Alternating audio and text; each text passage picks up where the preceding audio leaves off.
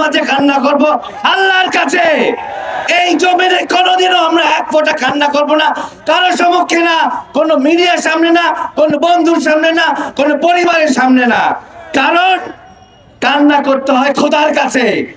এই জমিনে হাদি ভাই যখন যেখানে হেঁটেছে, এক একটা হাদি জন্ম হয়েছে। এখানে যতগুলো মানুষ আছে, যতগুলো দল মত নির্বিশেষে যতগুলো মানুষ আছে, প্রত্যেকে একটা একটা হাদি ভাই। হাদি ভাইকে যদি আল্লাহ কবুল করে নেয়, মনে রাখতে হবে আমি হাদি, আপনি হাদি, আমরা সবাই হাদি।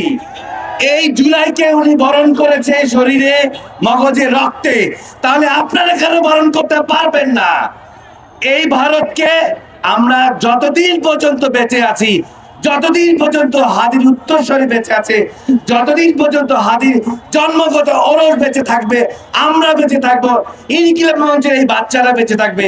এই সেই দিন ইনকিলাবের মঞ্চে গেলে হাদি ভাই বলতেছিল, এই সবগুলা আমার বাচ্চা, আমি বাচ্চাকে সময় দিতে পারি না, কিন্তু বাইকে যখন বসে থাকি মনে হয় এগুলো সব আমার বাচ্চা। তাহলে আপনারাও হাদি ভাইয়ের বাচ্চারা, আমাদের বাচ্চা হাদি ভাই, আমরা সব এক রক্ত। আমরা কখনোই কানবো না। এই যুদ্ধের শেষ নাই যতক্ষণ পর্যন্ত আমাদের সার্বভৌমত্ব রক্ষা হবে না, যতক্ষণ পর্যন্ত এই পতাকা আমাদের উত্তোলন হবে না। তারপরে লাস্ট একটা কথা বলে যাই, আমরা প্রত্যেকে নামাজে দোয়ায় হাদি ভাইয়ের কথা সব সময় বলবো, আল্লাহ যাতে ওনাকে ফিরিয়ে আনে, এবং সেই সাথে ওনার ট্রিটমেন্ট দিয়ে যেন কোনো রকম গাফিলতি না হয়। প্রয়োজনে এই গভর্নমেন্টের কাছে আমার বিনীত অনুরোধ, প্রয়োজনে ওনাকে দেশের বাইরে উন্নত চিকিৎসার জন্য নেওয়া হবে, এবং সর্বোচ্চ চেষ্টা ওনারা করবেন। সেই বিষয় আছেন এবং ওনারা সেটা প্রমাণ দিয়েছেন। তারপরেও আমরা কোনোভাবে চাই না হাদি ভাইকে হারাতে।